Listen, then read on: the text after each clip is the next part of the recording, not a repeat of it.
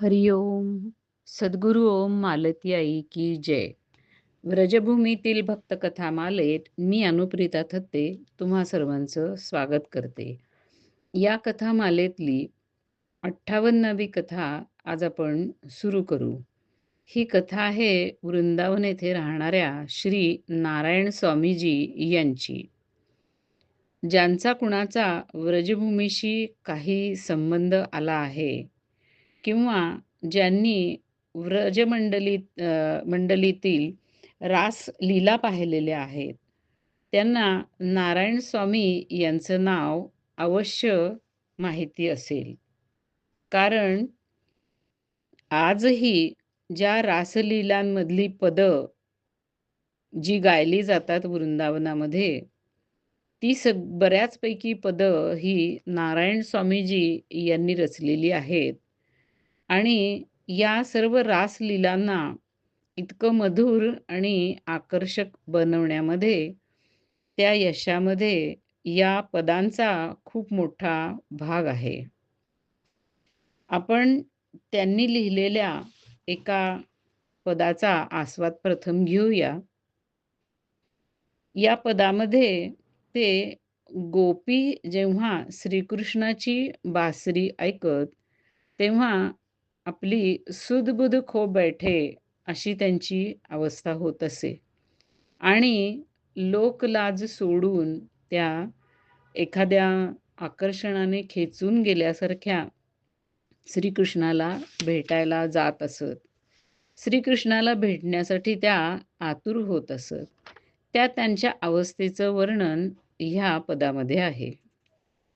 मोहन बसी गए मेरे मन में, री मोहन बसी गए मेरे मन में, लोक लाज कुल कानी छूटी गई, इनकी लगन लगन में, मोहन बसी गए मेरे मन में, जित देखूं तित ही यही दिखे, घर बाहर आंगन में, अंग अंग अति रोम रोम में, छाए रहे सब तन में, कुंडल झलक कपोलन सोहई, बाजू बंद भुवन में, कंकन कलित ललित मणिमाला, नुपुर धुनी चरणन में, चपल नयन भ्रुकुटी वर बाकी, ठाढ़े सघन लतन में, नारायण बिन मोल बिकी में, इनके नेक हसन में. श्रीकृष्णाच्या हास्यामध्ये तो बालक असो, किशोर असो किंवा तरुण असो, त्याच्या हास्यामध्ये असं काही आकर्षण आहे की पाहणारा त्याला विसरूच शकत नाही आणि त्याच्या मनामध्ये हा श्रीकृष्ण घर करतो. अशा प्रकारचे भाव या अ, गीतामध्ये अगदी सरसपणे वर्णिलेले आहेत. अनेक त्यांच्या अशी पदं आहेत. उदाहरणार्थ, गोपी ह्या यशोदा माकडे येऊन तिला कृष्णाची चहाडी सांगत, त्याचा दंगा, त्याचा त्रास सांगत तिला उलाहना देत आहेत. किंवा राधाकृष्ण हे दोघेही झोपाळ्यावरती बसून झोके घेत आहेत. एखाद्या गोपईचं श्रीकृष्ण जेव्हा समोर येतो, तेव्हा कशी त्रेधा तिरपीट उडते. असे अनेक भाव त्यांच्या या रासलीलांमध्ये व्यक्त झालेले आहेत. त्यामुळे अशा गीतांचं आस्वादन जो कोणी करतो, त्याला असं वाटणं साहजिक आहे, की ह्या गीतांचा रचयिता जो कोणी असेल, तो व्रजभूमीमध्ये जन्मलेला, याच संस्कृतीमध्ये राहून वाढलेला आणि ही संस्कृती अंगामध्ये भिनलेला असाच असणार आहे. वैष्णव परिवाराचा एखादा सदस्य असणार आहे. पण हे जेव्हा कळतं, की या पदांचे रचयिता नारायण स्वामी हे ना तर व्रजवासी होते, ना तर वैष्णव होते. त्यांचा जन्म पंजाबमध्ये झालेला होता आणि एक अद्वैतवादी संन्यासी ते होते. त्यांचा जन्म 1885 विक्रम संवतच्या सुमारास साधारण पंजाबमधील रावळपिंडी जिल्ह्यामध्ये एका सारस्वत ब्राह्मण परिवारामध्ये झालेला होता. त्यांचं शिक्षण हे काशीमध्ये झालं आणि काशीमध्येच राहणाऱ्या मुकुंद स्वामी नावाच्या एका संन्याशांकडनं त्यांनी संन्यास दीक्षा घेतली. हे मुकुंद स्वामी ज्ञानी होते आणि तरीही परमभक्त होते आणि त्यांच्याकडूनच, त्यांच्या प्रेरणेनेच पुढे नारायण स्वामी हे वृंदावनमध्ये आले आणि तिथेच राहिले. त्यांच्या बाकीच्या ग्रंथांमध्ये किंवा त्या व्रजविहार नावाच्या एका ग्रंथामध्ये जे मंगलाचरण त्यांनी केलेलं आहे, त्याच्यातील एका पदामध्ये आपल्याला हे कळतं, की त्यांच्या सद्गुरूंच्या प्रेरणेनेच ते वृंदावनमध्ये आलेले आहेत.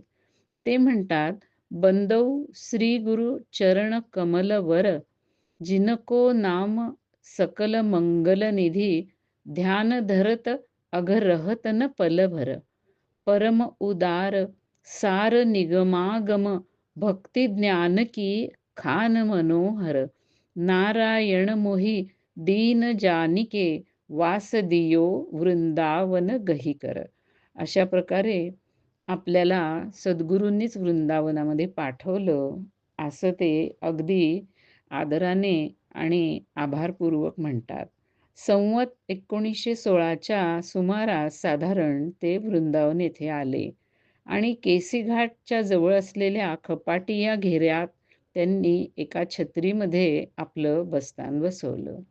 स्वभावतः बहुधा त्यांना भिक्षावृत्ती ही पटत नसावी किंवा योग्य वाटत नसावी. म्हणून त्यांनी लालाबाबूचं जे प्रसिद्ध मंदिर आहे खूप मोठं, तिथे नोकरी धरली आणि त्या नोकरीवरती ते आपली उपजीविका चालवू लागले. वृंदावनमध्ये आल्यावरती तर त्यांची भक्ती आणखीनच गाढ झाली आणि भक्तीच्या रंगामध्ये ते इतके रंगून गेले, की ज्ञान मार्ग हा कितीही जरी श्रेष्ठ असला, तरी त्याला भक्तीची जोड मिळाल्याशिवाय आपल्याला पूर्णता मिळत नाही. आणि कितीही तुम्ही ज्ञानमार्गाने जा, परंतु नंदकुमाराला जोपर्यंत तुम्ही बघितलेलं नाही, त्याचं हास्य जोपर्यंत तुम्ही पाहिलेलं नाही, तोपर्यंतच तुम्ही फक्त ज्ञानमार्गावर राहता आणि जसं श्रीकृष्णाला पाहाल, तसं तुम्ही भक्तिमार्गावर आपोआप चालू लागता. हे त्यांनी एका पदामध्ये सांगितलंय. चाहे तू योग कर, भ्रुकुटी मध्य ध्यान धर, चाहे नाम रूप मिथ्या, जानिके निहारी लई, निरगुण निरभई निराकार ज्योति व्याप रह्यो, ऐसो तत्वज्ञान निज मन में तू धारी लई, नारायण अपने को आपु ही बखान करी, मोते वह भिन्न नहीं या विधि पुकारी लई, जऊ लऊ तोहि नंद को कुमार नहीं दृष्टि परई, तऊ लऊ तू भले बैठी ब्रह्म को विचारे लई. अशा प्रकारे त्या श्रीकृष्णाच्या आकर्षणाचं ते वर्णन करतात. इथं आल्यानंतर आपलं सगळं ध्यान, ज्ञान, देह, गेह सगळं ते विसरून गेले आणि इथे राहणाऱ्या भक्तांची अशीच अवस्था होते. घनश्यामाच्या दर्शनासाठी ते व्याकुळ होऊन इतस्ततः हिंडत राहतात. त्यांची इथे आल्यानंतर जी मनोदशा झाली, ती त्यांनी खूप छान शब्दामध्ये एका काव्यामध्ये व्यक्त केलेली आहे. मन में लागी चटपटी, कब निरखू घनश्याम, नारायण भूल्यो सभी, खान पान विश्राम, सुनतन काहू की, कहे न अपनी बात, नारायण वा रूप में मगन रहे दिन रात, धरत कहूँ पग परत कित, सुरति नहीं इक ठौर, नारायण प्रीतम बिना, दिखत नहीं कछु और, भयो बावरो प्रेम में, डोलत गलियन माही, नारायण हरि लगन में, यह कछु अचरज नाही, कहु चहै कछु कहत कछु, नयन नीर सुरभंग, नारायण बौरी भयो, लाग्यो प्रेम को रंग. असे श्रीकृष्णाच्या प्रेमामध्ये मी बावळा झालो, बावरा झालो असं ते म्हणतात. घनश्यामाच्या प्रेमामध्ये असं वेडं होणं आणि त्याच्या हास्याचं वेड लागणं, या माणसाला, या भक्ताला ज्ञानाची बात कशी बरं लागू होईल? म्हणून ते म्हणतात, "जाके मन में बस रही मोहन की मुस्कान, नारायण ताके हिय और न लागत ज्ञान." मोहनाच्या रूपसागरामध्ये बुडताना तर खूप जणांना पाहिलंय, डुंबताना तर खूप जणांना पाहिलंय. पण एकदा जो त्या रूपसागरामध्ये बुडी मारतो, त्याला त्याच्यातून परत बाहेर जाताना मात्र एखाद्याला सुद्धा मी पाहिलेलं नाही, असं ते म्हणतात. नारायण व्रज चंद्र के रूप पयोनिधी माही, डूबत बहुतही एक जन, उछरत एकौ नाही. हे नारायण स्वामी कृष्ण भक्तीचा रंग चढल्यानंतर शक्यता आहे की एखाद्या वेळेस त्यांनी वैष्णव संप्रदायामध्ये दीक्षा घेतलीही असेल. पण ते काहीही असो, त्यांचं नाव पहिल्यापासून नारायण स्वामी म्हणूनच तिथं प्रचलित झालं आणि त्या नावानेच लोक त्यांना तिथं ओळखत होते. या नारायण स्वामींची उपासना ही मुख्य रूप कृष्ण लीला याच्या माध्यमातून होत होती. कृष्ण लीलांचं चिंतन, त्याच्या संबंधित पदपदावली यांची रचना आणि रासमंडलीतील नटांना म्हणजे स्वरूपांना अभिनय शिकवणे किंवा त्या रासमंडलीच्या खेळामध्ये आपण स्वतः अभिनय करणे, हेच त्यांचं अंग होतं. लालाबाबूच्या मंदिरातील नोकरी तर ते करत, पण ती जेमतेमच असे आणि दिवसाचा सगळा वेळ हे ते रा रासलीलाचं चिंतन आणि अभिनय इत्यादीमध्ये व्यतीत करत असत. या भागामध्ये टिकारीवाला मंदिर नावाचं एक मंदिर आहे, जिथे नित्य दररोज कोणा ना कोणा मंडळीची रासलीला ही होतच असते.